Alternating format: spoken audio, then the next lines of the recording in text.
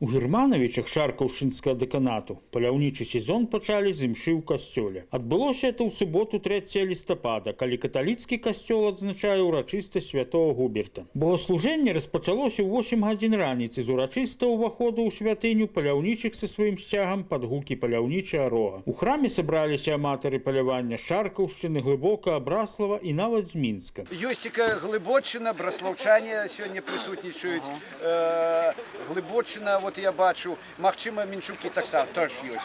З Мінску ёсць паляўнічыя. І з Мінску, з Глыбочыні, можа яшчэ адкуль. Усіх прысутных у храме прывітаў пробашч парафіі перамянення пана ў Германовичах ксёндз Ян Пугачоў. Ён таксама падзякаваў за падтрымку ксяндзу Валерыю Оршчыку з Оршы і ксяндзу Владзіміру Заянчкоўскаму з Лепеля, якія адмыслова прыехалі на гэту ўрачыстасць. Дарэчы, ксёндз Уладзімір з'яўляецца паляўнічым, а ксёндз Валерый збіраецца ім стаць. Ксёндз Ян папрасіў ксяндза Валерыя ўзначаліць гэту святую імшу, а ксяндза Уладзіміра прамовіць слова да паляўнічых. Імша распачалася з гучання паляўнічага рога.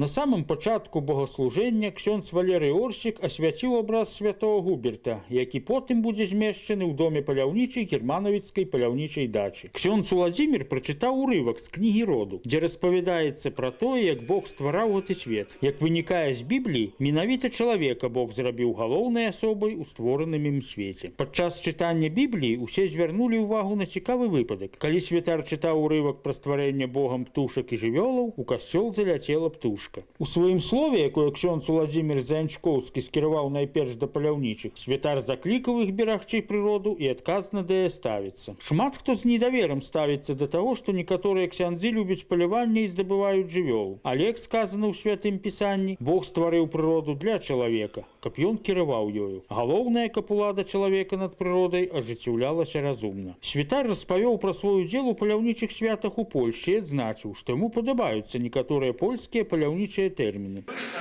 называецца таксама амбонай. Но вельмі прыгожа, чалавек ідзе на амбону, і ён ужо, мы можам гэта ператлумачыць, ён ужо гаворыць аб тым, што ён з'яўляецца настаўнікам у лесе. Ён з'яўляецца адказным у лесе.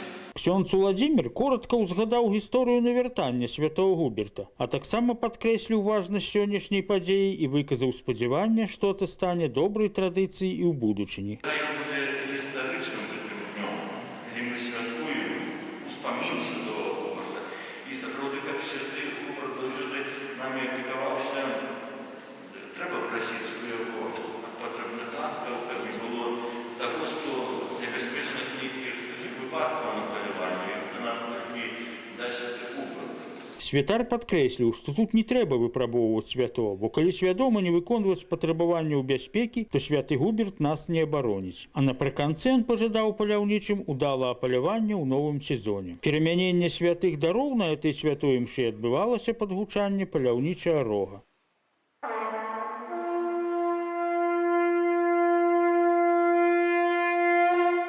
Напрыканцы імшы да святароў і ўсіх прысутных звярнуўся вядучы паляўнічазнаўца з Шаркаўшчыны Олег Селях. Ён выказаў падзяку ўсім святарам і ксяндзу Яну Пугачову асабіста за гэту ўрачыстасць, а пану Богу за магчымасць здабываць звера. Таксама ён адзначыў сімвалічнасць таго, што на абразе са святым Губертам ёсць выява аленя, і 50 аленяў былі выпушчаны зараз на тэрыторыі германовіцкай паляўнічай дачы. Паляўнічым мы кажам ні пуха, ні пера, а ўсім добрым людзям кажам міра, здароўя і добра сёння і заўжды па ўсе поскія гады. Олег Селях уручыў памятны падарунак ксяндзу Яну. Закончылася імша таксама гукамі паляўнічага ражка.